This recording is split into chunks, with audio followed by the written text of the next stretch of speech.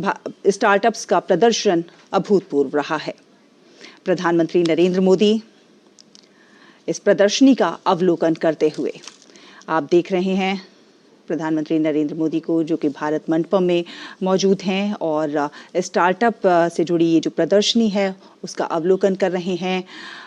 देख रहे हैं कि किस प्रकार से स्टार्टअप्स जो हैं आज एक अलग आयाम पर पहुंच रहे हैं। भारत ने बड़ी प्रगति की है पिछले कुछ वर्षों में।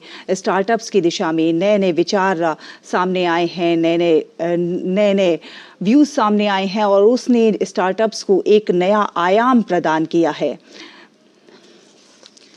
तापस भट्टाचार्य हमारे सहयोगी संवाददाता फोन लाइन पर हमारे साथ जुड़ गए हैं ज्यादा जानकारी के साथ।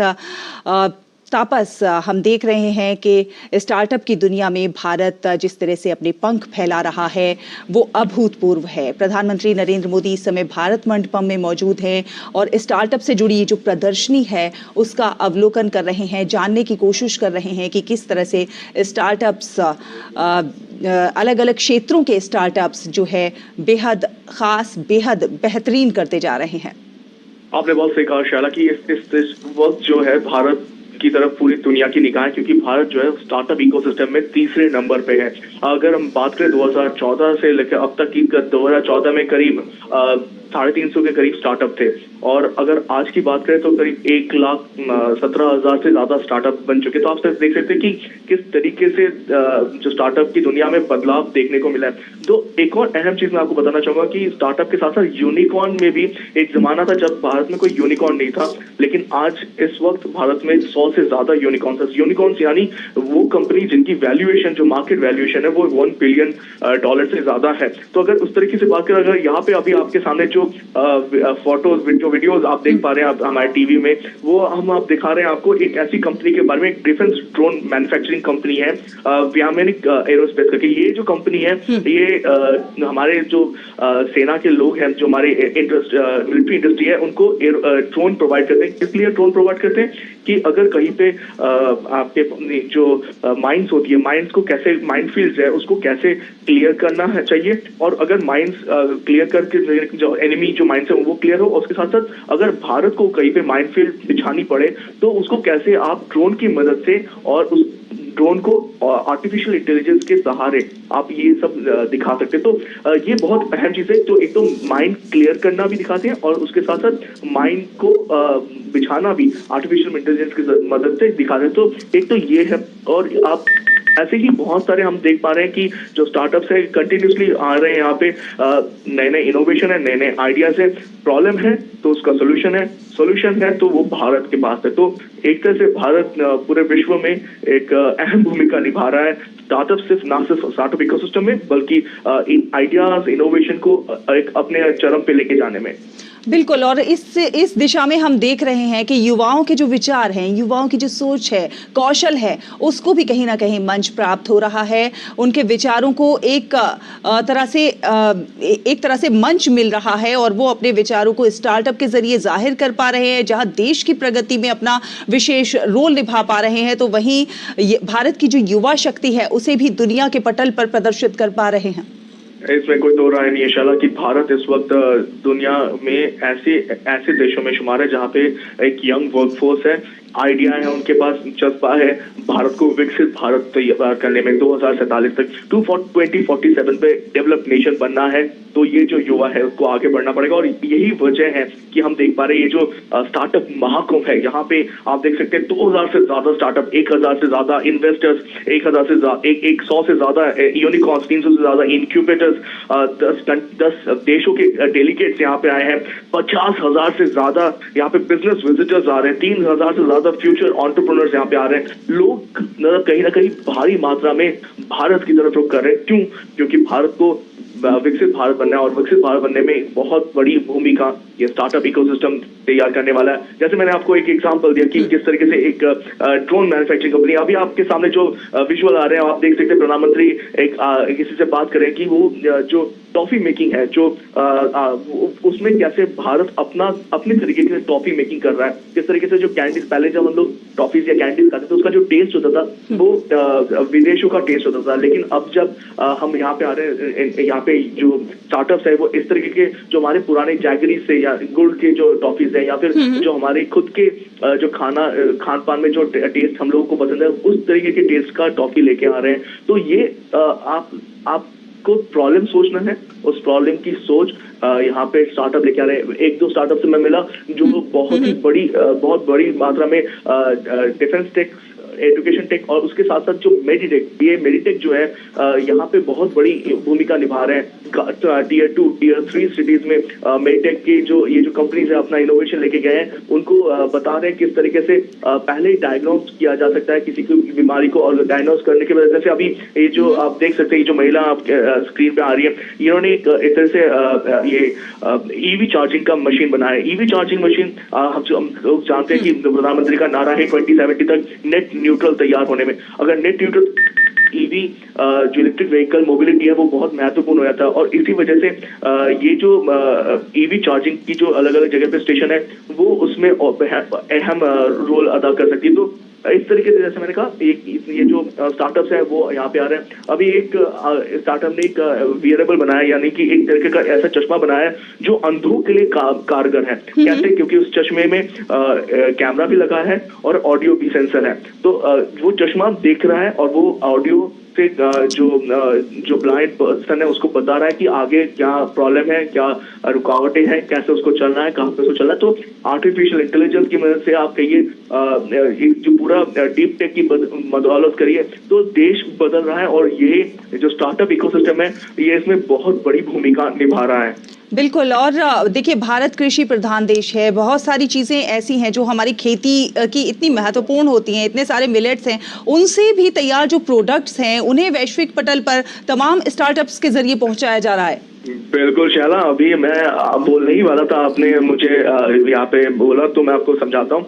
यहाँ पे एक ऐसा स्टार्टअप भी आया हुआ है जो हिमालय, हमारे यहाँ पे जो नॉर्थ वेस्टर्न पार्ट जो भारत का है वहाँ पे हिमालय की जो पूरी जो श्रृंखला है वहाँ पे ऐसे पौधे, ऐसे जो पौधे बनते हैं वो अब कहीं और मिलते नहीं है। उसकी बहुत ज्यादा जरूरत होती है। उनको कैंसर में जो दवाइयाँ उनमें यूज किया जा सकता है, उनको आर्थराइटिस की दवाइयों में यूज किया जाता है। तो ये जो दवाइयाँ इनको यूज किया जाता है वो अपने आप में दर्शाता है कि कितना महत्वपूर्ण है ये पूरी की पूरी पर्वत श्रृंखला। और यहाँ से ये जो स्टार्टअप है ये इन जो जड़ी बूटियों को लेके आते हैं, पूरे दुनिया में पहुंचाते हैं, वो बेस तैयार करके देते हैं, जहाँ पे जो बड़ी बड़ी कंपनियां जो दवाइयां बना रही है उन दवाइयों को जो लोगों की मदद करने में इस्तेमाल किया जा सकता है। एक और एग्रीटेक कंपनी की मैं बात करूं आपके, तो वो एग्रीटेक कंपनी बहुत काम कर रही है जो अलग तरीके की मशीन्स बनाने में। मशीन्स ऐसी तैयार की जाती है जो छोटी हो, कारगर हो और किसानों के पास आसानी से पहुंच जाए,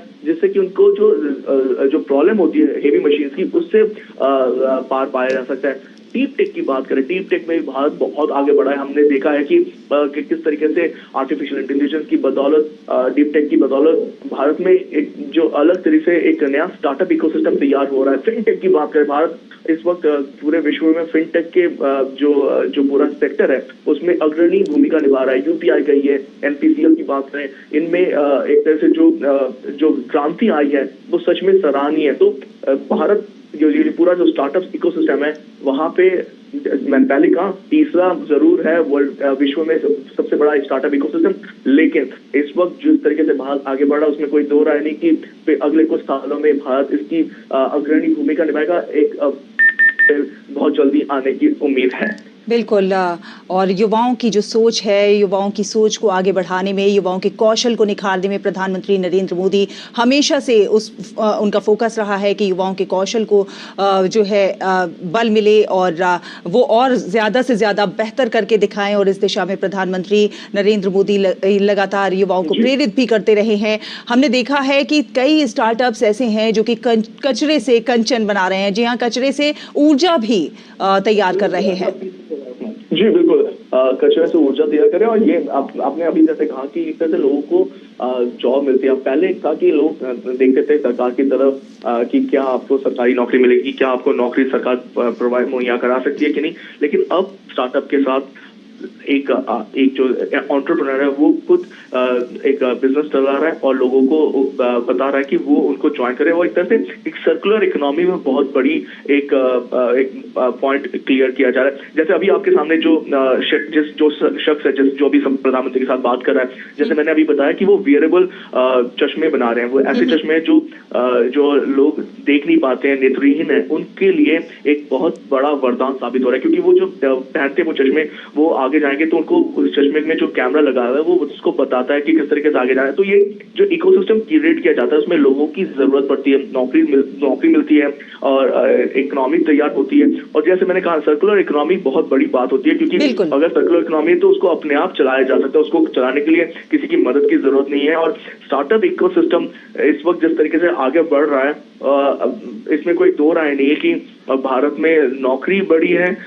ये वहाँ पे लोगों को अलग अलग तरीके से समझाया जाता है कि नौकरी, सरकारी नौकरी से ज्यादा अपना खुद का बिजनेस स्टार्ट करें, खुद आगे बढ़े और खुद लोगों को रास्ता दिखाए और प्रेरित करे कि लोग भी आगे उसमें आगे आए। तो ये बहुत बड़ी बात है। और ये जो महाकुंभ है, ये महाकुंभ इसलिए कहा जा रहा है क्योंकि यहाँ पे देश विदेश सब जगह से लोग आ रहे हैं, भारत की तरफ सबकी नजरें हैं, निगाहें हैं, क्योंकि भारत विकसित भारत बनने जा रहा है। 2047 तक 2047 तक ये जो लक्ष्य रखा है ये बहुत ही अहम है, और इसी के चलते भारत के साथ पूरा विश्व आगे चलने के लिए तैयार है। प्रधानमंत्री का नेतृत्व चल रहा है और प्रधानमंत्री के नेतृत्व के सहारे ये पूरा स्टार्टअप इकोसिस्टम तैयार हुआ है पिछले 10 सालों में। अगर आप देखें जैसे मैंने कहा 2014 में देखे 350 स्टार्टअप और उसकी संख्या कितनी बढ़ गई है। तपस, आप जुड़े रहिए हमारे साथ हमारे सहयोगी अजय मिश्रा भी जुड़ गए हैं ज्यादा जानकारी के साथ। अजय, देखिए एक सोच तो बदली है, अब सोच ये नहीं है कि हम नौकरी मांगने से ज्यादा नौकरी देने वाला बना जाए, उस दिशा में सोच गई है। और ये जो तमाम स्टार्टअप्स है ये इस बात के परिचायक है और तमाम स्टार्टअप्स बहुत ज्यादा बेहतरीन कर रहे हैं। देखिए चला, इंडस्ट्री 1.0, 2.0, 3.0 में भारत कहीं पीछे रह गया था क्योंकि किसी ने भी इस माइंडसेट पर ध्यान नहीं दिया था। लेकिन अब जब आप बात करते हैं इंडस्ट्री 4.0 की, तब ये जो भारत का स्टार्टअप इकोसिस्टम है अब नई चुनौतियों के लिए पूरी तरह से तैयार है। और आप आगे जाते हुए देखेंगे कि जो डीप टेक्नोलॉजी है, आर्टिफिशियल इंटेलिजेंस है, मशीन लर्निंग है, रोबोटिक्स है, ऐसे क्षेत्रों में आपको नए इनोवेशन आते हुए दिखेंगे। स्पष्ट तौर पर जो DPIIT सचिव है उन्होंने कहा है कि अब जल्दी ही Bharat startup deep tech policy लेकर के आ रहा है। तो डीप टेक्नोलॉजी में आपने देखा होगा प्रधानमंत्री जिस ड्रोन स्टार्टअप से मिल रहे थे वो डीप टेक टेक्नोलॉजी है। आप सोचिए कि डिफेंस में जो माइंस बिछाई जाती है उसको डिटेक्ट करने में ये ड्रोन सक्षम है।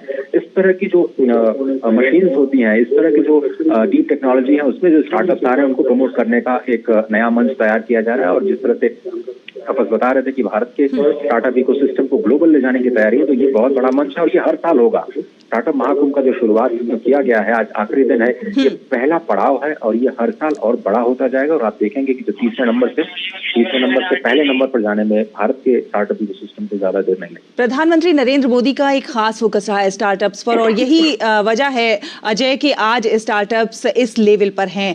आज स्टार्टअप्स के क्षेत्र में देखा जाए तो भारत बहुत आगे है, अभूतपूर्व है। ये जो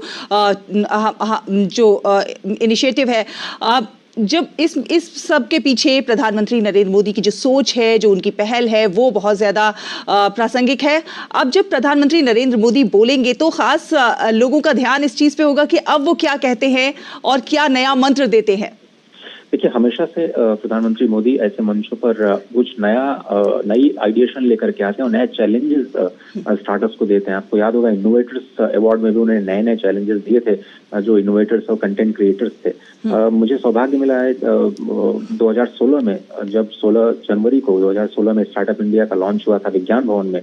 उस वक्त जो एनर्जी थी और जो उनके थॉट प्रोसेस था स्टार्टअप इंडिया को लेकर, किस तरह से वो एक के बाद एक टैक्स में 7 से 8 साल की छूट देना, उसके बाद पेटेंट्स में 80% तक की फीस में कमी करना, जो अटल टिंकरिंग लैब के जरिए छात्रों में 10,000 अटल टिंकरिंग लैब्स के जरिए शुरुआत से ही जो इनोवेशन है उसको बढ़ावा देना, इस तरह की जो सोच है वो पहले कभी नहीं दिखाई दी थी। इसलिए पिछले 8 सालों में जो हमने ये सफर देखा है स्टार्टअप इंडिया का, उसमें 1,23,000 से ज्यादा स्टार्टअप तैयार कर दिए हैं, 109 से ज्यादा यूनिकॉर्न्स तैयार किए हैं, कई सारे डेकाकॉर्न्स जो कि $10 बिलियन की कंपनी भारत से निकली और काम कर रही हैं। तो बहुत सारे चैलेंजेस का सामना जरूर करना पड़ा कोविड और जो फंडिंग विंटर्स में, क्योंकि फंडिंग बाहर से आती थी। $140 बिलियन का फंडिंग आ चुका है स्टार्टअप इकोसिस्टम में। 2023 थोड़ा सा ठीक नहीं रहा, केवल $7 बिलियन का इन्वेस्टमेंट आया। उससे पहले $25 बिलियन 2022 में आ चुका था, लेकिन अब ये माना जा रहा है कि 2024 में वापस इन्वेस्टर्स आएंगे और कहाँ देखेंगे वो, जहां पर ज्यादा अपॉर्चुनिटीज हैं। तो भारत के डीप टेक, भारत के सॉफ्टवेयर जो टैलेंट है उसकी पूरी दुनिया में इस वक्त डंका बज रहा है, और इसीलिए कह सकते हैं कि अगला जो फंडिंग का राउंड है वो भारत के इन्वेस्टर्स की तरफ आएगा, भारत की स्टार्टअप इकोसिस्टम की तरफ आएगा। और एक नई छलांग लगाने के लिए मैं बार बार कह रहा हूँ कि जिस तरह से आपने 2016 में विज्ञान भवन में जो ऊर्जा देखी, मुझे लगता है उससे 100 गुनी ऊर्जा थोड़ी देर बाद में प्रधानमंत्री जब भारत मंडपम में होंगे तो पूरे देश और दुनिया को दिखाई देगी, पूरी दुनिया की निगाहें। ये भी कहा जा रहा है अजय कि स्टार्टअप महाकुंभ जो है ये भारत का सबसे बड़ा और अपनी तरह का पहला स्टार्टअप इवेंट है जिसमें इतनी रिकॉर्ड भागीदारी दर्ज की गई है। ये बिल्कुल सही कहा आपने। 50,000 से ज्यादा डेलीगेशंस जो सीरियस डेलीगेशन है वो विजिट कर चुका है। 1,000 से ज्यादा स्टार्टअप 23 राज्यों से आज आए हैं। जैसा कि मैं सुबह बता रहा था कि अंडमान से लेकर के अलग अलग राज्यों के जो प्रतिनिधि हैं यहाँ पर भाग ले रहे हैं। एक भी ऐसा जिला नहीं है, 650 जिले हैं देश में, जहाँ पर कम से कम एक स्टार्टअप काम न कर रहा। और स्टार्टअप इकोसिस्टम को दूसरी ईज ऑफ लिविंग के साथ जोड़ना, ईज ऑफ डूइंग बिजनेस के साथ जोड़ना, और उसके साथ जो डीप टेक्नोलॉजी है, जो फ्यूचर की टेक्नोलॉजी है, उसके साथ तैयार करना। आपको याद होगा इंटरिम बजट में 1 लाख करोड़ रुपए के R&D का नया फंड लॉन्च किया गया है। आपको याद होगा 2016 में जब स्टार्टअप इंडिया का लॉन्च किया गया तो 10,000 रुपए का फंड लॉन्च किया गया था सिडबी के लिए, जो कि केवल स्टार्टअप इकोसिस्टम के लिए था।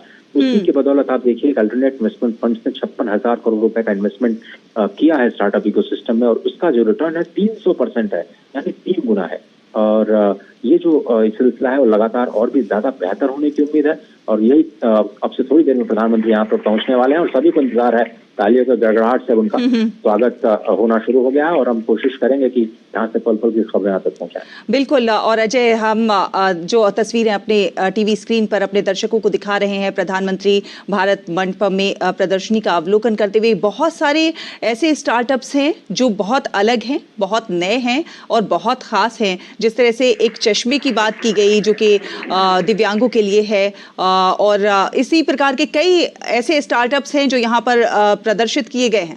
यही देखिए, ये जो आइडिएशन होता है ना, आप एक प्रॉब्लम स्टेटमेंट को आइडेंटिफाई करते हैं, उसके बाद टेक्नोलॉजी के जरिए उसको सॉल्व करने का प्रयास करते हैं। तो जैसे एक महिला आपने देखा दूसरे या तीसरे स्टॉल पे जो एक महिला थी, उन्होंने एक ऐसी मशीन का विकास किया है जो गाँव में गर्भवती महिलाएं होती हैं, वो खुद ही अपने बच्चे के विकास को, अपने बच्चे के अपनी नाड़ी के विकास को जब गर्भावस्था के दौरान खुद ही वो डिटेक्ट कर सकती हैं और अपनी रिपोर्ट ऑनलाइन अपने डॉक्टर को भेज सकती हैं। तो ऐसी जगह पर जहाँ पर गांव में सुविधाएं नहीं है, डॉक्टर्स पहुंच नहीं सकते हैं, वहाँ पर जो ANM और आशा वर्कर्स हैं वो इन छोटी छोटी मशीन्स को ले जा करके जो गर्भवती महिलाएं हैं, जहाँ पर मैटरनिटी रेट बहुत ज्यादा है, जो माताओं की जो मौत हो जाती है गर्भावस्था के दौरान, ऐसी समस्याओं को सॉल्व करने के लिए ये स्टार्टअप्स आ रहे हैं।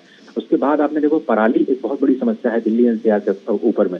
पराली से कैसे आप पैकेजिंग मटेरियल बनाए, उसको लेकर के एक स्टार्टअप ने यहाँ पर फरीदाबाद में एक बड़े कॉम्प्लेक्स की शुरुआत की है।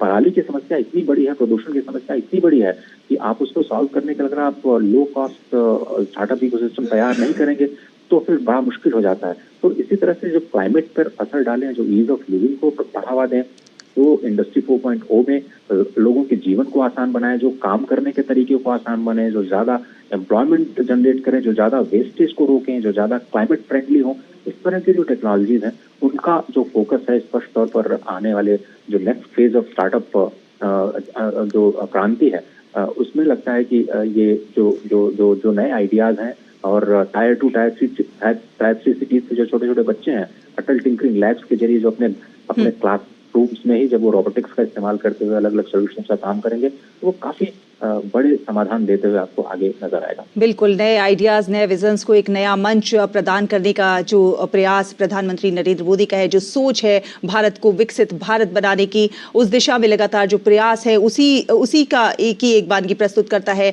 Startup India. और तमाम ऐसे स्टार्टअप हैं जो ना केवल देश को आगे बढ़ाने के लिए प्रयासरत है बल्कि पर्यावरण संरक्षण की दिशा में भी कारगर प्रयास कर रहे हैं। साथ ही साथ जो इससे कहीं ना कहीं अगर देखा जाए तो आर्थिक जो तंत्र है उसको भी मजबूती मिलेगी। बिल्कुल सही बात है। विकसित भारत को बनाने के लिए स्टार्टअप इकोसिस्टम की बहुत बड़ी भूमिका है। जिस तरह से हमने कहा कि पिछले 8 सालों में $140 अरब का इन्वेस्टमेंट हुआ है, ये इन्वेस्टमेंट कई गुना बढ़ सकता है।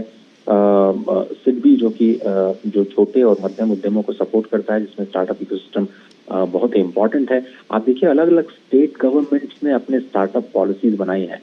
बहुत सारे स्टेट गवर्नमेंट से आगे बढ़ करके आ रही हैं, जो कि सिडबी जैसे फंड को खुद भी सपोर्ट कर रही हैं।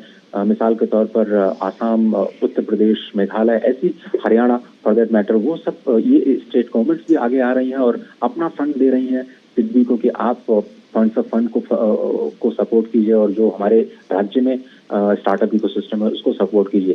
तो स्पष्ट तौर पर देखिए आर्टिफिशियल इंटेलिजेंस एक बहुत बड़ा हथियार साबित होने जा रहा है। और अमिताभ कांत ने तो पहले भी नहीं कहा था कि पहले कंपनीज को आर्टिफिशियल इंटेलिजेंस पे फोकस करना होगा और उसके बाद जो ऑडिट एंड फाइनेंस और कॉर्पोरेट गवर्नेंस की जो समस्याएं हैं, तो आपने देखा कि बहुत सारे बड़े स्टार्टअप्स गिरते हुए भी दिखाई दिए, जहाँ पे कॉर्पोरेट गवर्नेंस की दिक्कत है। तो ऑडिट कैसे करना है, फाइनेंस को कैसे दुरुस्त करना है, कैसे आप एआई कंपनी को प्रमोट करें, कैसे आप एंटरप्रेन्योर्स बनाने वाले इंस्टीट्यूशंस तैयार करें। ये एक once in a lifetime opportunity है स्टार्टअप इकोसिस्टम के लिए और कोई भी स्टार्टअप इस मौके को गंवाना नहीं चाहता, क्योंकि इतना पॉजिटिविटी स्टार्टअप इकोसिस्टम को लेकर के देश में पहले कभी नहीं देखी गई थी, चाहे सेंट्रल गवर्नमेंट के तौर पर हो या जिसमें कि टैक्सेशन को लेकर के आपको काफी छूट दी जाती है, चाहे वो स्टेट गवर्नमेंट के लेवल पे हो जहाँ पर कई सारी पॉलिसीज के जरिए स्टार्टअप इकोसिस्टम को प्रमोट किया जाता है, फाइनेंशियल इंस्टीट्यूशंस के जरिए किस तरह से उनको सस्ते लोन, आसान शर्तों को लोन दिया जाता है, बिना किसी कोलेटरल लोन दिया जाता है। इस तरह का एक इकोसिस्टम आज से पहले नहीं देखा गया और इसलिए once in a lifetime opportunity है, जिसमें 1,23,000 से ज्यादा रिकॉग्नाइज्ड स्टार्टअप जिससे गंवाना नहीं चाहते। बिल्कुल अजय, आने वाला समय जो है वो एआई का है और अगर एआई का सदुपयोग किया जाए तो बहुत सारे स्टार्टअप्स इस दिशा में भी बहुत ज्यादा खास कर सकते हैं। ये न केवल एआई, इस बार के स्टार्टअप महाकुंभ में 10 बड़े सेक्टर्स हैं शैला, जिसमें कि आर्टिफिशियल इंटेलिजेंस और सॉफ्टवेयर एज ए सर्विस एक बड़ा समूह है, इस पर फोकस है। डीप टेक्नोलॉजी, जैसा मैंने कहा कि बहुत बड़ा फोकस है डीप टेक्नोलॉजी, जिसमें कि बहुत सारे लोग सोच नहीं पाते जाने के लिए, जिसमें बहुत ही कॉम्प्लेक्स टेक्नोलॉजीज और इंजीनियरिंग स्किल की जरूरत होती है। और प्रधानमंत्री इस वक्त भारत मंडप में पहुंच चुके हैं और रूबरू हो रहे हैं और मुझे लगता है कि ये 10 बड़े फोकस सेक्टर्स हैं और आप आवाज सुन रहे होंगे मेरे पीछे किस तरह से जो आज के युवा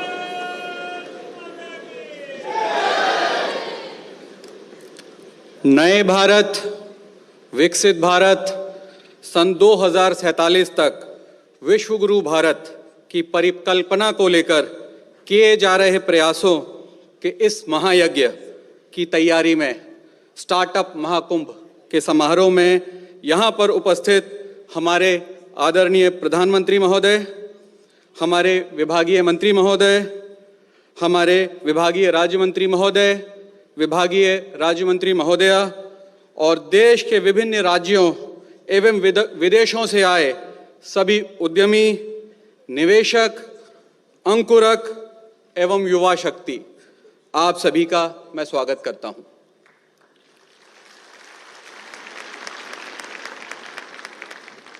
स्टार्टअप महाकुंभ भारत सरकार द्वारा किए जा रहे प्रयासों और नवोन्मेषी परिकल्पनाओं की एक कड़ी है। इस महाकुंभ में 3,000 से ज़्यादा स्टार्टअप, 1,000 से ज़्यादा इन्वेस्टर्स, हज़ारों आइडियाज़ और तकरीबन 50,000 से ज़्यादा देशवासी सम्मिलित हुए। आदरणीय महोदय, हमने यहाँ आए हर भारतीय की इच्छाओं और आकांक्षाओं को महसूस किया। हमने भारत की उभरती हुई सोच और शक्ति का दर्शन किया। इस बात में कोई दो राय नहीं कि हमारे आदरणीय प्रधानमंत्री जी की दूरदृष्टि और सतत प्रयास से यह संभव हो पाया है। आप सबसे निवेदन है कि भारत में स्टार्टअप इकोसिस्टम पर बनाई गई एक फिल्म के माध्यम से स्टार्टअप इकोसिस्टम की यात्रा को देखें।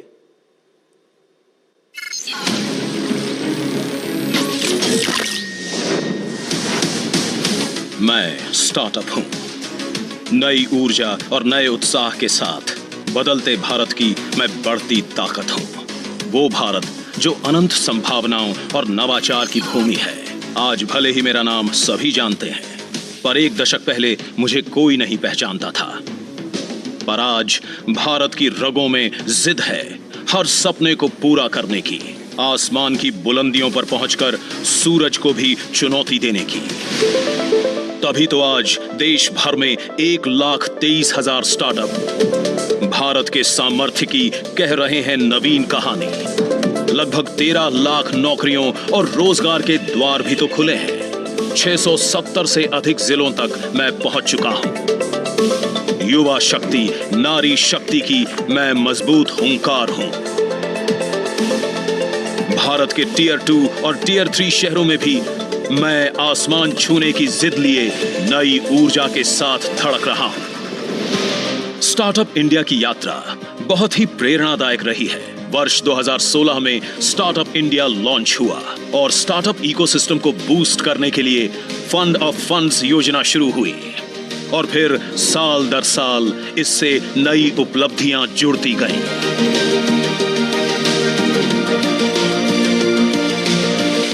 साल 2024 में डिजिटल मैप्स की शुरुआत हुई। अभी हाल ही में भारत स्टार्टअप इकोसिस्टम रजिस्ट्री यानी भास्कर की शुरुआत हो चुकी है, जिसके माध्यम से स्टार्टअप इकोसिस्टम में विविध प्रकार के स्टेक होल्डर्स को एक साथ लाया जाएगा। स्टार्टअप की जोश, उमंग और कुछ कर गुजरने के मजबूत संकल्प से भरी ये यात्रा अब बनी है साक्षी 3 दिनों के स्टार्टअप महाकुंभ की, जिसमें शामिल हुए हैं 2000 plus startup, 100 plus unicorn, 10 plus thematic pavilions, 1000 plus investors, 300 plus incubators and accelerators, 3,000 plus conference delegates, 10 plus country delegations और 50,000 plus business visitors। ये अपनी तरह का पहला आयोजन है जिसमें स्टार्टअप, निवेशक, incubators, एक्सेलरेटर्स और कई सेक्टर्स के इंडस्ट्री लीडर्स सहित भारत के पूरे स्टार्टअप इकोसिस्टम को साथ लाया गया, जहां दुनिया ने देखी विकसित भारत की ओर बढ़ रहे भारत की एक और ऊंची छलांग और दुनिया के सबसे बड़े स्टार्टअप इकोसिस्टम बनने की ओर बढ़ रहे भारत का विराट संकल्प।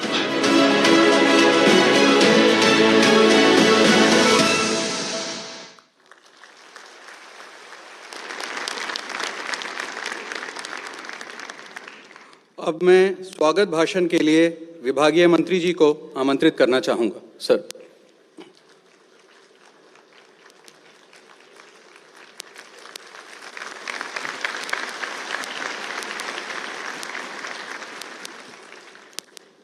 भारत के सम्माननीय, साहसिक, समर्पित और लोकप्रिय प्रधानमंत्री श्रद्धेय श्री नरेंद्र मोदी जी, स्टार्टअप महाकुंभ में आपका तहे दिल से स्वागत है।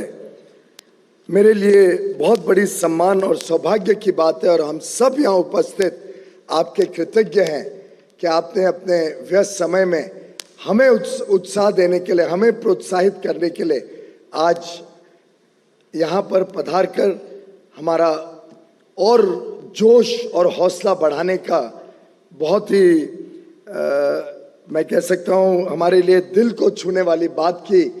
आज एक तरीके से मैं क्षमा प्रार्थी भी हूँ उन हजारों विद्यार्थी, हजारों युवा युवतियों का जो आज इस कमरे में हम समा नहीं पाए। ये कमरा भर जाने के बाद नीचे दोनों का हमारे पास ऑडिटोरियम है, वो दोनों भर गए और कई सारे हजारों की संख्या में युवा युवती आज आ नहीं पाए। उनके लिए मैं क्षमा प्रार्थी हूँ, उनको बाहर ही रहना पड़ रहा है, वो बाद में एग्जीबिशन का आनंद लेंगे। पर अगली बार और अगले वर्ष के स्टार्टअप महाकुंभ में मुझे लगता है हमें और बड़ी वेन्यू ढूंढने की आवश्यकता अवश्य पड़ने वाली है। माननीय मंत्रीगण, उद्योग और स्टार्टअप इकोसिस्टम के महानुभाव, सभी इंक्यूबेटर्स और एक्सेलरेटर्स के प्रतिनिधि और देश के भविष्य को आकार देने वाले हमारे प्रिय फ्यूचर एंटरप्रेन्योर्स, आप सबका स्वागत है। स्टार्टअप महाकुंभ भारत के innovative brilliance, can do spirit और प्रभाव करने की प्रबल इच्छा शक्ति का एक प्रतीक है। 21वीं सदी स्टार्टअप्स की सदी है और स्टार्टअप्स इसे भारत की सदी बनाएगा, ये मेरा पक्का विश्वास है। माननीय अटल बिहारी वाजपेयी जी ने जय जवान जय किसान के साथ जय विज्ञान को जोड़ा और माननीय प्रधानमंत्री जी श्री नरेंद्र मोदी जी ने इसमें जय अनुसंधान को जोड़कर इनोवेशन की भूमिका को सेंटर स्टेज देने का काम किया। इस वर्ष अभी तक 1 लाख से अधिक पेटेंट्स ग्रांट किए जा चुके हैं। भारत अकेले में 1 लाख से अधिक पेटेंट्स, लगभग आधे पेटेंट्स भारत के हैं, भारत में जिसका नवाचार हुआ है। और अब भारत आईपीआर में विश्व की टॉप 5 कंट्रीज में से एक बन रहा है। इसका प्रभाव ग्लोबल इनोवेशन इंडेक्स में भारत के बढ़ते हुए कदम भी दर्शाता है। आप भारत को आत्मनिर्भर बनाने में इनोवेशन को सबसे मजबूत स्तंभ मानते हैं और एंटरप्रेन्योर्स को नेशन बिल्डर्स और चेंज मेकर्स के रूप में देखते हैं। आपके विकसित भारत के संकल्प की यात्रा में स्टार्टअप्स एक महत्वपूर्ण भूमिका निभा रहे हैं। मैं धन्यवाद करना चाहूँगा हमारे सभी ऑर्गेनाइजिंग टीम के मेंबर्स का, विशेषकर एसोचैम, नैस्कॉम, देश भर से आए इनक्यूबेटर्स, एक्सेलरेटर्स, निवेशक, उद्योजक और सभी स्टूडेंट्स का, जिनकी कड़ी मेहनत से इतने कम समय में इतने बड़े स्तर पर शायद दुनिया में first of its kind global event का आयोजन संभव हो पाया।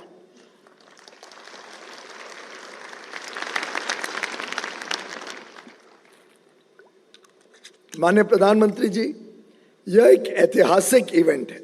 सही मायने में स्टार्टअप्स का एक महाकुंभ है और भारत के एक ग्लोबल इनोवेशन हब के रूप में उभरने का प्रमाण है। इस इवेंट में नए भारत की युवा की जो एनर्जी है, जो वाइब्रेंसी है और जो जोश है, वो देखकर प्रसन्न हो जाता है दिल, उत्साहित हो जाता है मन और विश्वास और प्रबल हो जाता है कि भारत का भविष्य आप सबके हाथों में सुरक्षित है। एंटरप्रेन्योर्स की एक नई जनरेशन का स्वागत करते हुए आज हम फ्यूचर एंटरप्रेन्योर्स डे भी सेलिब्रेट कर रहे हैं और इस खुशी के मौके पर संजोग से आज इंटरनेशनल डे ऑफ हैप्पीनेस भी है और आपके आने से माननीय प्रधानमंत्री जी, मैं समझता हूं यहां उपस्थित युवा शक्ति की खुशी में और 4 चांद लग गए हैं। चाहे हमारा स्टार्टअप चेन्नई में एक मछुआरे का बेटा हो या कश्मीर में एक नाविक की बेटी हो, यह उन सभी विद्यार्थियों को समर्पित है जो कल के फ्यूचर एंटरप्रेन्योर्स हैं और अपनी बड़ी सोच से देश के विकास के भागीदार बनना चाहते हैं। ये स्टार्टअप महाकुंभ उन सब के लिए समर्पित है।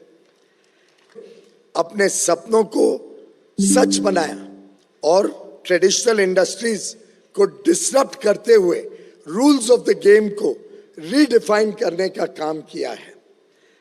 आप सबके परिश्रम से आज 1,20,000 से अधिक स्टार्टअप्स के साथ भारत विश्व का तीसरा सबसे बड़ा स्टार्टअप इकोसिस्टम बन गया है।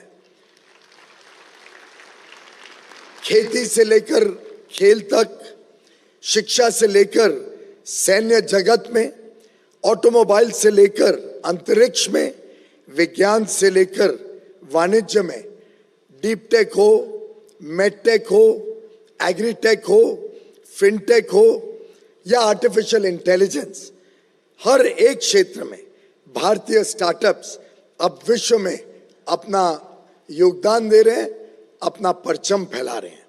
माननीय प्रधानमंत्री जी, आपके विजन की दिशा में आज हर राज्य और यूनियन टेरिटरी में स्टार्टअप्स मौजूद हैं। यहाँ भी देश के कोने कोने से स्टार्टअप्स और फ्यूचर एंटरप्रेन्योर्स बड़ी संख्या में नई दिल्ली के भारत मंडपम में आए हैं। इस कार्यक्रम से सभी उत्साहित हैं कि लोकल टैलेंट को अब ग्लोबल टैलेंट बनाकर भारत में बेहतर और अफोर्डेबल इनोवेटिव सॉल्यूशंस का निर्माण करके हम वर्ल्ड लीडर बनना चाहते हैं। माननीय प्रधानमंत्री जी, मैं आपके महत्वपूर्ण समय के लिए पुनः एक बार आपका कोटि कोटि आभार प्रकट करता हूं। मैं आपसे अनुरोध करता हूं कि आप भारत के भविष्य, भारतीय इनोवेटर्स और भावी एंटरप्रेन्योर्स को अपने विचारों से प्रेरित करें। बहुत बहुत धन्यवाद।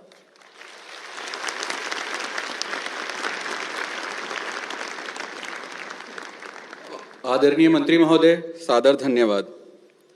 अब मैं इस स्टार्टअप महाकुंभ के प्रणेता, हमारे मार्गदर्शक एवं भारत के यशस्वी प्रधानमंत्री जी को स्टेज पर बुलाना चाहूँगा ताकि आदरणीय प्रधानमंत्री जी अपने आशीर्वचनों से हमें अनुग्रहित करें।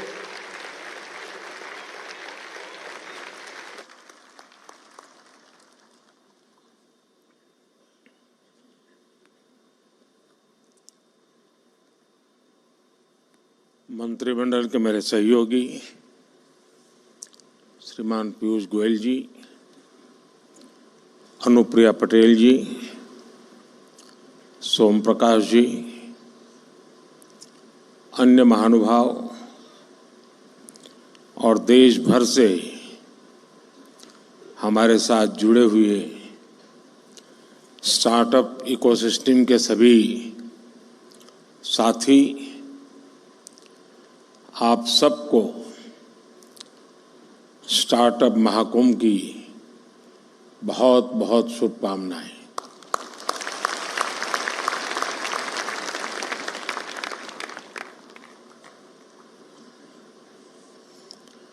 स्टार्टअप लॉन्च तो बहुत लोग करते हैं,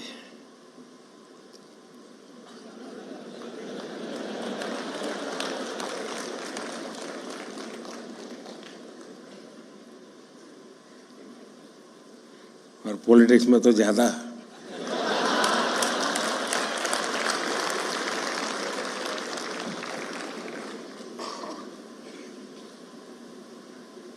और बार बार लॉन्च करना पड़ता है।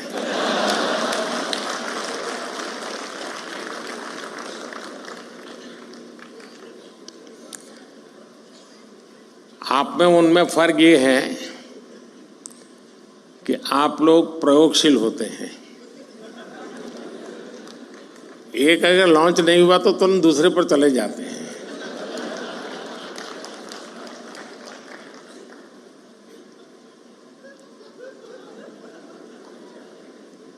क्यों भाई, पीछे देर हो गई।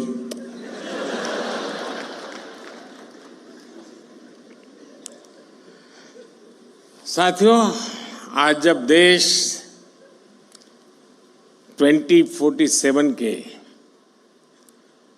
विकसित भारत के रोड मैप पर काम कर रहा है, ऐसे समय मुझे लगता है कि ये स्टार्टअप महाकुंभ का बहुत महत्व है। बीते दशकों में हमने देखा है कि भारत ने कैसे आईटी और सॉफ्टवेयर सेक्टर में अपनी छाप छोड़ी है। अब हम भारत में इनोवेशन और स्टार्टअप कल्चर का ट्रेंड लगातार बढ़ता हुआ देख रहे हैं और इसलिए स्टार्टअप की दुनिया के आप सभी साथियों का इस महाकुंभ में होना बहुत मायने रखता है। और मैं बैठे बैठे सोच रहा था कि स्टार्टअप वाले सफल कैसे होते हैं, क्यों होते हैं, वो कौन सी उनके अंदर एक जीनियस एलिमेंट है जिसके कारण ये सफल हो जाते हैं। तो मुझे एक विचार आया, आप लोग तय करना मैं सही हूं कि गलत हूं। जो आपकी टीम है जिसने इसको ऑर्गेनाइज किया है, क्योंकि आमतौर पर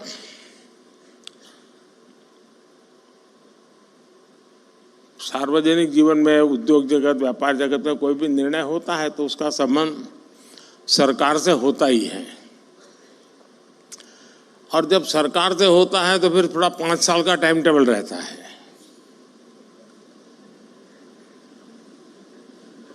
धीरे धीरे पहुंच रही, इधर से शुरू हुई है।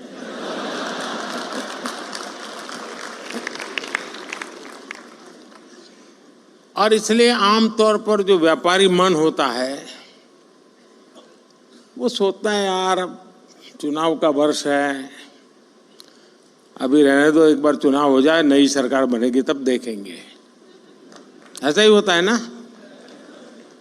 लेकिन आप लोग, इलेक्शन डिक्लेयर हो चुका है, उसके बावजूद भी इतना बड़ा कार्यक्रम कर रहे हैं।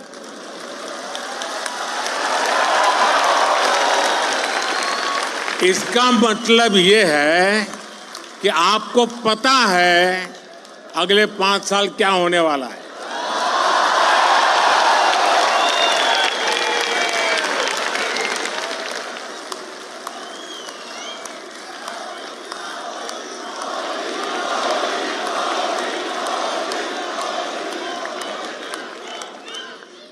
और मैं समझता हूं आपके अंदर ये जो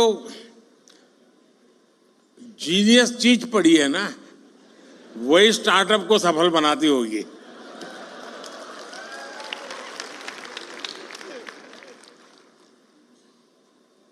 यहां investors, incubators, academicians, researchers, industry members, यानी एक प्रकार से सच्चे अर्थ में ये महाकुंभ है। यहाँ यंग एंटरप्रेन्योर्स भी हैं और फ्यूचर एंटरप्रेन्योर्स भी हैं। और जैसे आप में जीनियस टैलेंट है, मेरे में भी ये है, और इसलिए मैं पहचान सकता हूँ, उसमें फ्यूचर एंटरप्रेन्योर मुझे दिखते हैं, मैं देख सकता हूँ।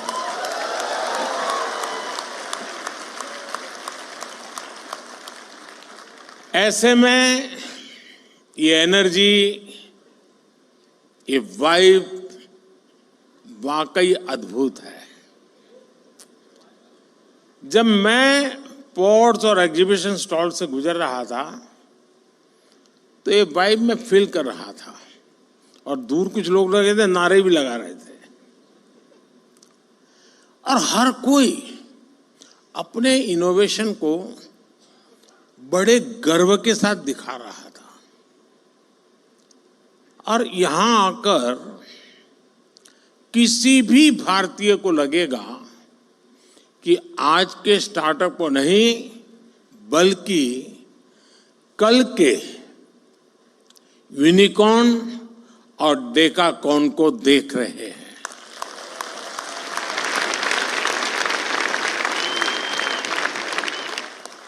साथियों, भारत आज अगर ग्लोबल स्टार्टअप स्पेस के लिए नई उम्मीद, नई ताकत बनकर उभरा है, तो इसके पीछे एक सोचा समझा विजन रहा है। भारत ने सही समय पर सही निर्णय लिए, सही समय पर स्टार्टअप्स को लेकर काम शुरू किया। अब ये समिट तो आप लोगों ने बहुत बड़ी मात्रा में ऑर्गेनाइज की है, लेकिन जब ये शब्द भी का स्टार्टअप नहीं हुआ था, उस समय मैंने एक समिट की थी विज्ञान भवन में। बड़ी मुश्किल से आधा सभागृह भरा था, पीछे भी जैसे सरकार करती है जगह हमने भर दी थी। ये अंदर की बात है, बाहर मत बताना।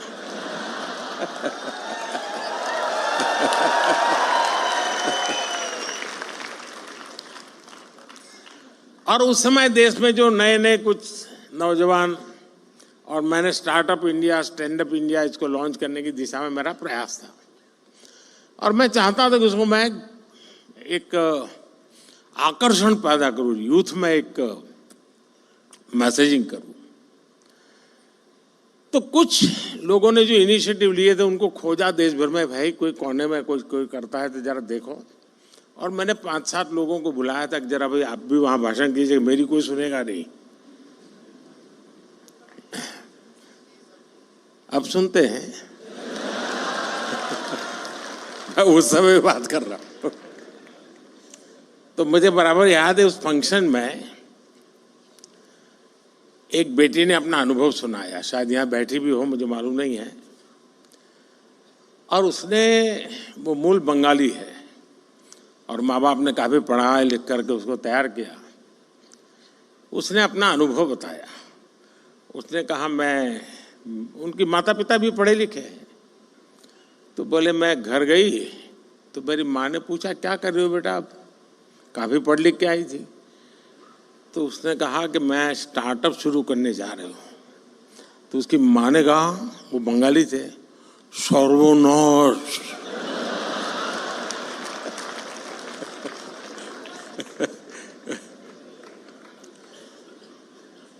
बोले सर्वनाश यानी स्टार्टअप यानी सर्वनाश। वहां से शुरू हुई यात्रा, इसका एक सैंपल यहां नजर आ रहा है।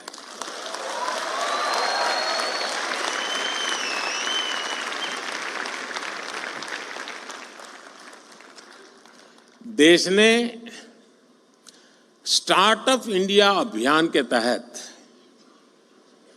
इनोवेटिव आइडियाज को एक प्लेटफॉर्म दिया, उनको फंडिंग के सोर्स से कनेक्ट किया। एजुकेशनल इंस्टीट्यूशंस में इंक्यूबेटर स्थापित करने का अभियान भी चलाया। हमने बिल्कुल उसका बाल वाटिका शुरू की, अटल टिंकरिंग लैब, जैसे एजुकेशन में सबसे शुरू होता है ना केजी का, वैसा ही हमने शुरू किया। और इससे फिर एक स्टेज आकर गया, इंक्यूबेशन सेंटर बनते गए। टियर 2, टियर 3 शहरों के नौजवानों के लिए भी अपने आइडियाज को इंक्यूबेट करने की सुविधा मिलने लगी। आज पूरा देश गर्व से कह सकता है कि हमारा स्टार्टअप इकोसिस्टम सिर्फ बड़े मेट्रो शहर तक सीमित नहीं है। और अभी छोटी सी फिल्म में भी दिखाया गया, ये देश के 600 से अधिक जिलों तक पहुंच चुका है। इसका मतलब है ये एक सामाजिक कल्चर बन गया है। और जब कोई सामाजिक कल्चर बन जाए तो फिर उसको रुकने का कोई कारण ही नहीं होता है, वो नई नई ऊंचाइयों को प्राप्त करता ही करता जाता है। भारत की स्टार्टअप क्रांति का नेतृत्व आज देश के छोटे शहरों के युवा कर रहे हैं। कुछ लोग सोचते हैं कि हमारे स्टार्टअप सिर्फ टैक्स स्पेस तक ही सीमित है, लेकिन मुझे खुशी है कि आज agriculture, textile, medicine, transport, space, even मैंने देखा योगा में स्टार्टअप शुरू हुए हैं। आयुर्वेद में स्टार्टअप शुरू हुआ है, और एक दो नहीं, मैं रुचि लेता हूं तो देखता रहता हूं, 300, 400 की संख्या में है, और हर एक में एक से बढ़कर एक न कुछ नया है जी। कभी तो मुझे भी सोचना पड़ता है कि मैं योगा कर रहा हूं वो ठीक है कि स्टार्टअप वाला कह रहा है वो योगा ठीक है।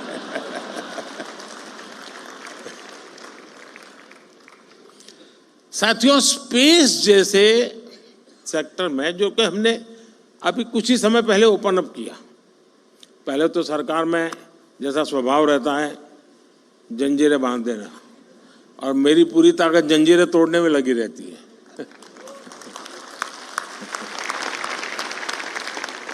स्पेस में 50 से अधिक सेक्टर्स में भारत के स्टार्टअप बहुत अच्छा काम कर रहे हैं, और ऑलरेडी हमारे स्टार्टअप स्पेस शटल लॉन्च करने लगे हैं जी, इतने कम समय में। साथियों, भारत की युवा शक्ति का सामर्थ्य आज पूरी दुनिया देख रही है। इस सामर्थ्य पर भरोसा करते हुए देश ने स्टार्टअप इकोसिस्टम निर्माण करने की तरफ अनेक कदम उठाए हैं। शुरुआत में इस प्रयास पर भरोसा करने वाले बहुत कम थे, जैसा मैंने प्रारंभ में कहा। हमारे यहाँ पढ़ाई का मतलब नौकरी, और नौकरी का मतलब सिर्फ सरकारी नौकरी, यही सब था। मैं बड़ौदा में रहता था पहले, और वहाँ महाराष्ट्रियन परिवारों से हमारा नाता जरा ज़्यादा था, तो गायकवाड़ी स्टेट है। तो हमारे कुछ साथी बड़े मजाकिया स्वभाव से कहते थे, अगर बेटी बड़ी हुई, शादी तय करनी है, तो घर में चर्चा क्या होती है? बोले मूला फाल छाना है, अरे बेटा बहुत अच्छा है, फिर क्या सरकारी नौकरियां है, बस तो बेटी शादी होने के लिए योग्य हो गया। आज पूरी सोच बदल गई है। कोई बिजनेस की बात करना था तो पहले आइडिया की नहीं,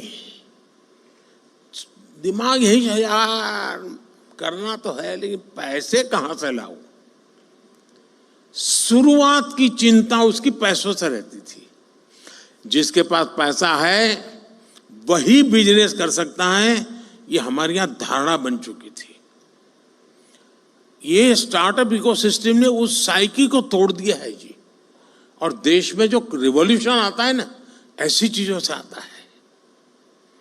देश के नौजवानों ने जॉब सीकर से ज्यादा जॉब क्रिएटर बनने का रास्ता चुना है। और फिर जब देश ने स्टार्टअप इंडिया अभियान शुरू किया, तो देश के युवाओं ने दिखा दिया कि वो क्या कुछ कर सकते हैं। आज भारत दुनिया का तीसरा बड़ा स्टार्टअप इकोसिस्टम है। 2014 में जहां देश में कुछ 100 स्टार्टअप भी नहीं थे, आज भारत में करीब 1.25 लाख रजिस्टर्ड स्टार्टअप्स हैं, और इनसे करीब 12 लाख नौजवान सीधे तौर पर जुड़े हुए हैं। हमारे पास 110 से ज्यादा यूनिकॉर्न्स हैं। हमारे स्टार्टअप्स ने लगभग 12,000 पैटेंट्स फाइल किए हैं, और बहुत सारे स्टार्टअप्स ऐसे हैं जो अभी तक वो पेटेंट के महत्व नहीं समझे हैं। मैं अभी भी मिल के आया, मैंने पहला ही पूछा, मैंने कहा पेटेंट हुआ गया? नहीं, बोले प्रोसेस में है। मेरा आप सबसे आग्रह है उस काम को साथ साथ चालू ही कर दीजिए, क्योंकि आज दुनिया इतनी तेजी से बदल रही है, पता नहीं कौन कहां हाथ मार ले।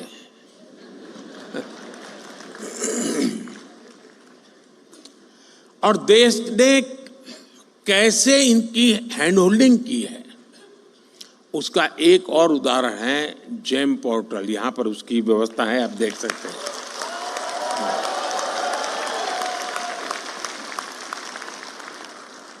आज ये स्टार्टअप सिर्फ जेम पोर्टल पर ही करीब 20,000 करोड़ रुपए से ज्यादा का कारोबार कर चुके हैं। यानी सरकार ने एक प्लेटफॉर्म बनाया, आप वहां पहुंचे और इतने कम समय में 20-22 साल की आयु के नौजवान 20,000 करोड़ का कारोबार कर ले प्लेटफॉर्म पर, ये बहुत बड़ी बात है जी। आप सभी इस बात के गवाह हैं कि आज का युवा अब डॉक्टर, इंजीनियर के साथ साथ एक इनोवेटर बनने का सपना, अपने स्टार्टअप का सपना भी देखने लगा है। ये मैं समझता हूं उसके पास जो टैलेंट है या जो उसकी ट्रेनिंग है, स्टार्टअप के माध्यम से वो एक नए क्षेत्र में प्रवेश कर रहा है। आज मैं देखता हूं कि कैसे युवा अपने स्टार्टअप के दम पर अलग अलग सेक्टर्स में छाए हुए हैं। और मुझे तो पक्का विश्वास है कि 2019 का जब चुनाव आएगा ना, उस समय कम से कम 1,000 स्टार्टअप ऐसे होंगे जिसकी सेवाएं पॉलिटिकल पार्टियां लेती होगी। वो ऐसे ऐसे चीजें लेकर के आएंगे और उसको भी लगेगा हाँ यार, इस तरीके से पहुंचना अच्छा है, ये सरल रास्ता है। यानी कहने का मेरा तात्पर्य है कि हर क्षेत्र में, चाहे वो सेवा का क्षेत्र हो, कम्युनिकेशन का क्षेत्र हो, नौजवान नए आइडिया लेकर के आते हैं, कम से कम रिक्वायरमेंट के साथ वो परफॉर्म करने लग जाते हैं। और मैं मानता हूं इसी ने इसकी ताकत बहुत बढ़ाई है। कोई, मैंने देखा आज जो ट्रेडिशनल खान पान की चीजें हैं उसमें बिजनेस में आगे बढ़ रहा है। कोई मेडिकल के इक्विपमेंट इस प्रकार से बना रहे हैं कि भाई आपको अब आसानी से आप अपना देख सकते हैं। यानी कोई सोशल मीडिया के ग्लोबल जायंट्स से मुकाबला करने की तैयारी कर रहा है। यही सपने हैं, यही स्पिरिट है, यही शक्ति है। इसीलिए लोग कहते हैं मैं इसे नष्ट करूंगा।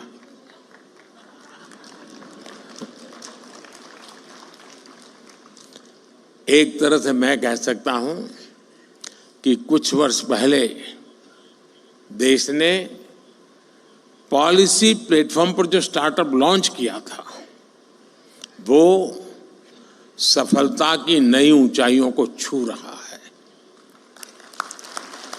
साथियों, स्टार्टअप्स को देश के डिजिटल इंडिया अभियान से जो मदद मिली है, और मैं मानता हूं कि यूनिवर्सिटीज ने इसे केस स्टडी के रूप में स्टडी करना चाहिए। वो अपने आप में एक बहुत बड़ा इंस्पिरेशन है। हमारे फिनटेक स्टार्टअप्स को यूपीआई से बहुत बड़ी मदद मिली है। भारत में ऐसे इनोवेटिव प्रोडक्ट्स और सर्विसेज तैयार हुई हैं जिससे देश के हर कोने में डिजिटल सुविधाओं का विस्तार हुआ है। और साथियों, आपको अंदाज नहीं है कि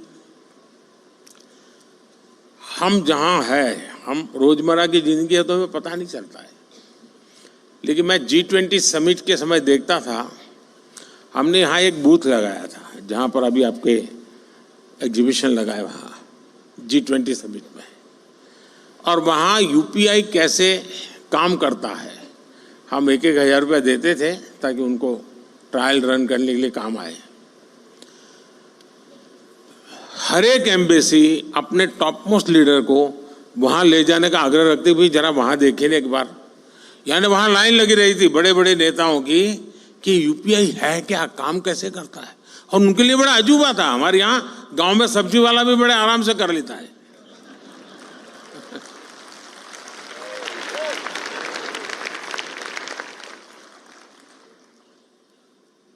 साथियों, इससे फाइनेंशियल इंक्लूजन को बल मिला है। रूरल और अर्बन डिवाइड को देश कम कर पाया है। और दुनिया में शुरू में इसकी चिंता थी, जब डिजिटल प्रोग्रेस होने लगा तो हैव्स एंड हैव नॉट्स वाली थियरी इसके साथ जुड़ गई थी। सोशल डिवाइड की बात हो रही थी। भारत ने टेक्नोलॉजी को डेमोक्रेटाइज कर दिया है और इसलिए हैव्स एंड हैव नॉट्स वाली थियरी मेरे यहाँ चल नहीं सकती है। मेरे यहाँ सबके लिए सब कुछ है। आज एग्रीकल्चर हो, एजुकेशन हो, हेल्थ हो, इनमें स्टार्टअप के लिए नई संभावनाएं बन रही है। मुझे इस बात की भी खुशी है कि हमारे 45% से ज्यादा स्टार्टअप्स 45% से ज्यादा स्टार्टअप्स इसका नेतृत्व महिलाएं कर रही है, नारी शक्ति कर रही है।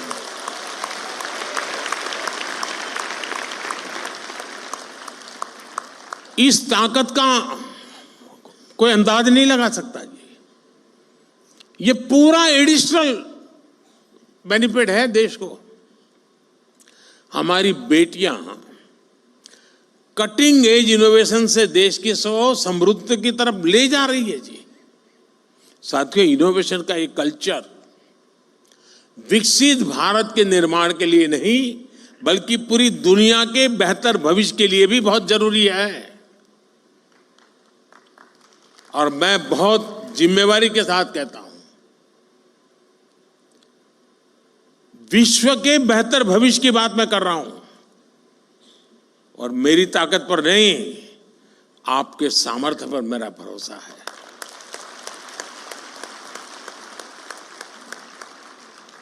भारत ने अपना ये विजन अपनी G20 प्रेसिडेंसी के दौरान स्पष्ट किया है। इसी प्रीमाइसिस में G20 समिट हुई। विश्व के सभी बड़े नेता कोविड के बाहर दुनिया को कहां ले जाना इसके लिए खड़े बैठे थे और इसी मंडप पे मेरा देश का यंग माइंड बैठा है जो 2047 तक जाने का रास्ता तय करने वाला है।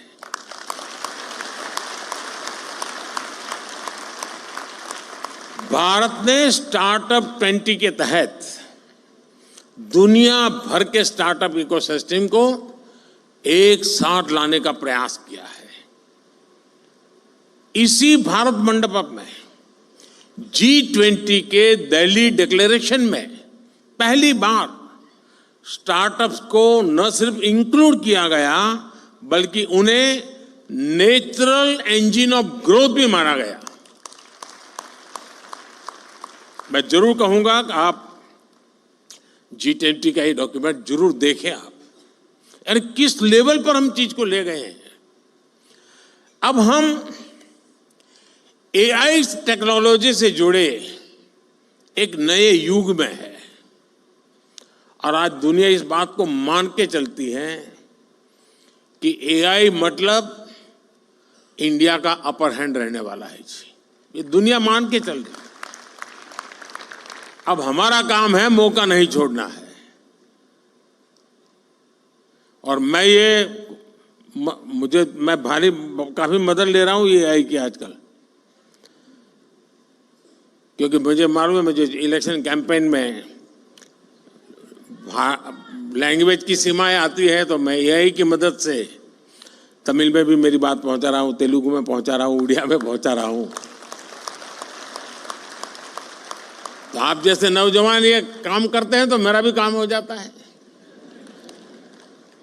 पहले मैं देख रहा था कोई मुझे मिलता था तो एक जमाना था पहले ऑटोग्राफ मांगते थे, धीरे धीरे फोटोग्राफ मांगने लगे, अब सेल्फी मांगने लगे, अब तीनों मांग रहे, सेल्फी चाहिए, फोटोग्राफ चाहिए, ऑटोग्राफ चाहिए। अब करे क्या? तो मैंने AI वाली मदद ले ली। मैंने अपने नमो ऐप पर एक व्यवस्था खड़ी कर दी, अगर मैं यहाँ से गुजर रहा हूँ और कहीं पर एक कोने पर आपका आधा चेहरा भी आ गया तो एआई की मदद से आप निकाल सकते हैं मोदी के साथ मैं खड़ा हूँ।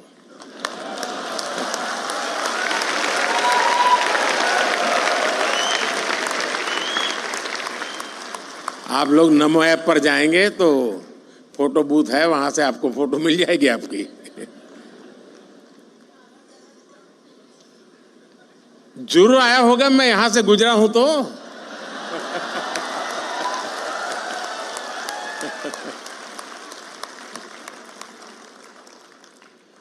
साथियों, इसलिए भारत के यंग इनोवेटर्स के लिए और ग्लोबल इन्वेस्टर्स के लिए एआई एक ऐसा क्षेत्र अनगिनत नए अवसर लेकर के आया है। National quantum mission, India AI mission और सेमीकंडक्टर मिशन, ये सारे अभियान भारत के युवाओं के लिए संभावनाओं के नए द्वार खोलेंगे। अभी कुछ महीने पहले मुझे अमेरिका की संसद को संबोधित करने के लिए उन्होंने बुलाया था, तो मैंने वहां एआई की चर्चा की। तो मैंने कहा अब एआई दुनिया का भविष्य तय करने के लिए सामर्थ्यवान बनता जा रहा है, तो जितनी वहां समझ थी उतने हिसाब से तालियां बजी।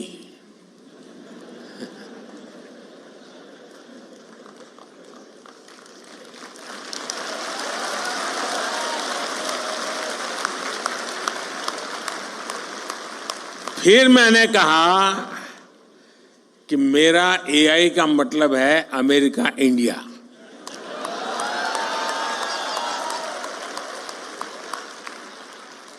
तो पूरा सभागृह खड़ा हो गया।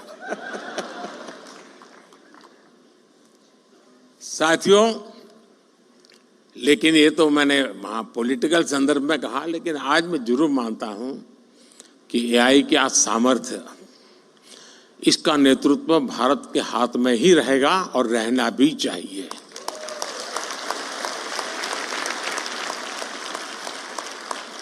Indian solutions for global applications की भावना, मुझे पक्का विश्वास है, बहुत बड़ी मदद करेगी। भारत के युवा इनोवेटर जिन प्रॉब्लम्स का सॉल्यूशन ढूंढेंगे वो दुनिया के अनेक देशों की मदद करेगा। मैं पिछले दिनों को एक प्रयोग करता रहता हूं। मैं दुनिया के कई देशों के साथ हमारे देश के बच्चों के हैकाथॉन करवाता हूं। 30-40 घंटे ये बच्चे ऑनलाइन जुड़ करके हैकाथॉन करते हैं। मिक्स टीम बनती है, जैसे मानो सिंगापुर इंडिया है तो सिंगापुर के बच्चे, इंडिया के बच्चे साथ में प्रॉब्लम सॉल्व करते हैं। मैंने देखा है कि भारत के बच्चों के साथ हैकाथॉन करने के लिए दुनिया में बहुत बड़ा आकर्षण पैदा हुआ है। फिर मैं उनको कहता हूं, यार तुम जमोगे नहीं उनके साथ? बोले साहब जमेंगे नहीं लेकिन सीखेंगे तो।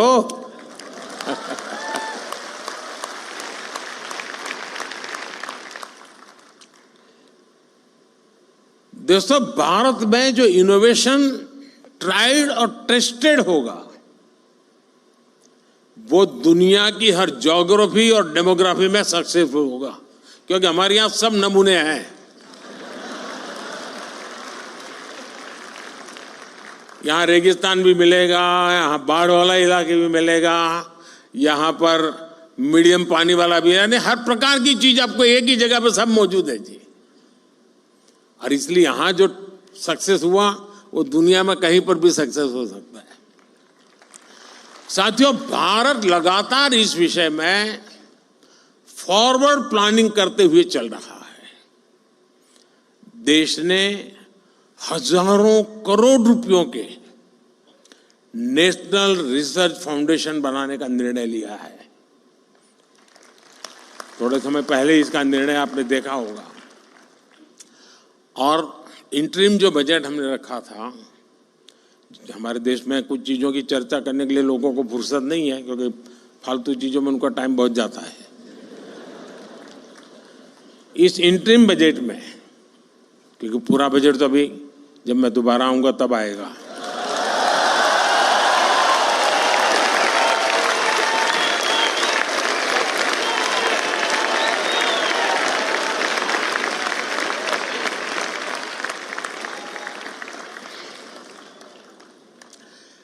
इस इंटरिम बजट में एक बहुत बड़ा निर्णय हुआ है और मैं चाहता हूं कि देश के हर नौजवान को पता होना चाहिए। रिसर्च और इनोवेशन के लिए 1,00,000 करोड़ रुपए के फंड की घोषणा की गई है। इससे सनराइज टेक्नोलॉजी एरिया में लंबे समय तक चलने वाले रिसर्च प्रोजेक्ट में मदद मिलेगी। भारत ने डिजिटल डेटा प्रोटेक्शन के लिए बेहतरीन कानून भी बनाया है।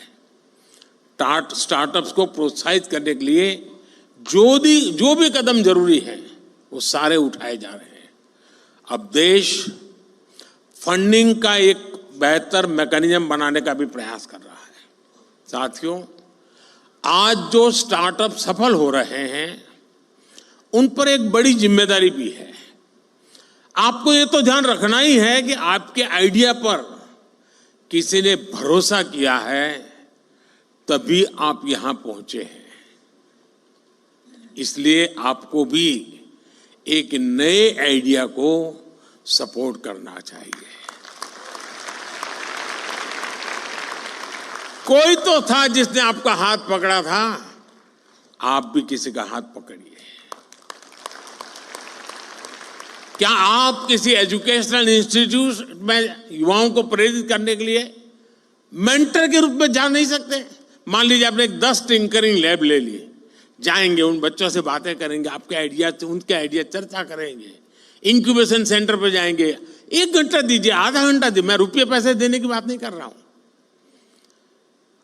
देश की नई पीढ़ी से मिलिए दोस्तों, मजा आ जाएगा।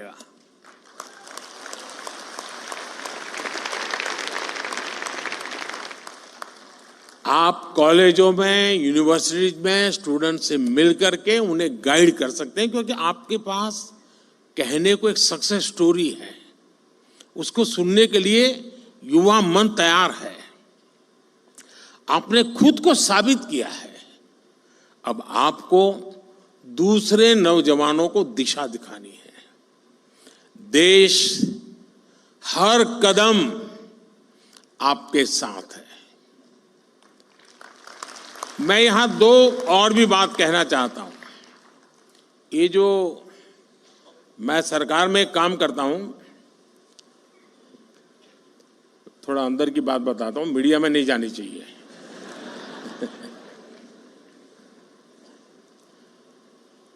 मैंने सरकार में एक बार कहा आकर के, नया नया यहाँ आया था दिल्ली, यहाँ का कल्चर का ज़्यादा पता नहीं था मुझे, बाहर का व्यक्ति था। मैंने सरकार से कहा, मैंने कहा ऐसा करो भाई, तुम्हारे यहाँ ऐसे प्रॉब्लम डिपार्टमेंट पे जो लंबे समय से अटके पड़े हैं, लटके पड़े हैं, तुम लोग कोशिश कर रहे हो लेकिन सॉल्यूशन नहीं आ रहा है, ऐसे आइडेंटिफाई करो और मैं देश के नौजवानों को ये प्रॉब्लम दूंगा, उनको कहूँगा हैकेथॉन करो और इसका मुझे सॉल्यूशन दो। तो खैर हमारे बाबू लोग तो बहुत बहुत पढ़े लिखे लोग रहते हैं, तो साहब उसको कोई ज़रूरत नहीं, हमारा 20-20 साल का अनुभव है। अरे मैंने कहा यार भाई क्या जाता है। शुरू में मुझे बहुत रेजिस्टेंस था, क्योंकि कोई मानने को तैयार नहीं था कि हमारे यहाँ कुछ अटका हुआ है, हमारे यहाँ कुछ लटका हुआ है, हमारे यहाँ रुका हुआ, कोई कहे हमारे सब नहीं साहब सब बहुत बढ़िया चल रहा है। अरे मैंने कहा भाई बढ़िया चल रहा है तो भी तो दो, वैल्यू एडिशन होगा। अच्छा नहीं होगा तो वो देखे करके क्या बढ़िया है, जाने दो ना बाहर। खैर बड़ी मुश्किल से सब डिपार्टमेंट ने मुझे, मैं बहुत पीछे पड़ गया तो निकाल करके दिया कि साहब ये एक समस्या है, ये तो टोटल लगाया तो करीब 400 निकली। अब वो तो शायद मुझे लगता है 0.1% भी नहीं बताया होगा। मैंने देश के नौजवानों का हैकेथॉन किया और उनको समस्याएं दे दी। मैंने कहा इसका सॉल्यूशन लेके आओ। आप हैरान हो जाएंगे जी, इतने बढ़िया सॉल्यूशन दिए उन्होंने, वे आउट दिए उन्होंने, और करीब 70-80% आइडियाज उन बच्चों के सरकार ने एडॉप्ट कर लिए। फिर स्थिति ये बनी कि हमारे डिपार्टमेंट मुझे पूछने लगे, साहब इस साल हैकाथॉन कब होगा? क्योंकि उनको लगा कि भाई ये सॉल्यूशन तो यहीं पर मिलेगा। यानी कहने का तात्पर्य है कि इनके पास जब मिलते हैं बच्चे, बैठते हैं, बहुत चीजें निकाल के लाते हैं। और ये 18, 20, 22 साल के नौजवान हैं जी। मैं कहूँगा ये जो हमारे बिजनेस के जो CII है, FICCI है, ASSOCHAM है, मैं उनको कहता हूँ कि वो अपनी अपनी इंडस्ट्री के प्रॉब्लम आइडेंटिफाई करें। प्रॉब्लम आइडेंटिफाई करके वे ये स्टार्टअप वालों का हैकाथॉन करें और उनको प्रॉब्लम दे। मैं पक्का मानता हूं ये बहुत बढ़िया सॉल्यूशन ला करके देंगे आपको। उसी प्रकार से मैं MSMEs के लोगों को कहूंगा कि आप अपने प्रॉब्लम्स निकालिए। टेक्निकल हर्डल्स होंगे, समय बहुत ज्यादा होगा, स्मूथनेस नहीं होगी मैन्युफैक्चरिंग में, डिफेक्टिव प्रोडक्शन होता होगा, बहुत सी चीजें होंगी। आप देश के स्टूडेंट्स के पास जाइए, उनका हैकाथॉन आप ऑर्गेनाइज, MSMEs के लोग खुद, और सरकार को कहीं मत में रखिए। हम ये 2 एरिया में अगर मेहनत शुरू करें तो देश की यंग टैलेंट हमें बहुत सारी समस्याओं का समाधान देंगे और हमारी यंग टैलेंट को इसमें से आइडिया मिलेगा कि हाँ ये भी क्षेत्र है जहां मैं काम कर सकता हूं। हमें इस स्थिति में जाना चाहिए और मैं मानता हूं कि स्टार्टअप महाकुंभ में से कुछ एक्शनेबल पॉइंट निकलने चाहिए। उन एक्शनेबल पॉइंट्स को लेकर के हम आगे चले। और मैं आपको वादा करता हूं, अब ये 1.5-2 महीने में जरा और काम में व्यस्त हूं, लेकिन इसके बाद मैं आपके लिए अवेलेबल हूं।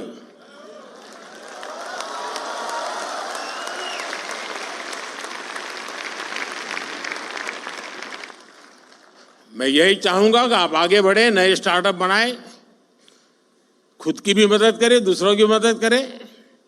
आप इनोवेशन जारी रखें, इनोवेटर्स को अपना सहयोग जारी रखें।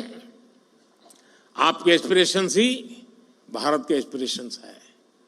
भारत को 11वें नंबर से 5वें नंबर की इकोनॉमी बना दिया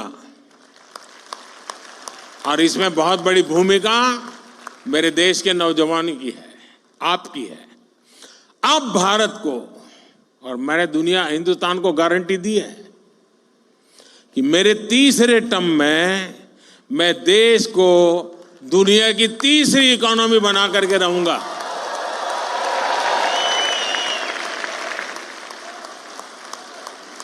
और ये जंप जो है उसमें स्टार्टअप की बहुत बड़ी भूमिका होगी, मैं देख सकता हूं जी। साथियों, मुझे अच्छा लगा आप सबसे गप्पे गोष्ठी करने का। आप सब नौजवानों से आपका उत्साह, उमंग मेरे में भी एक नई ऊर्जा भर देता है। बहुत बहुत शुभकामनाएं, बहुत बहुत धन्यवाद।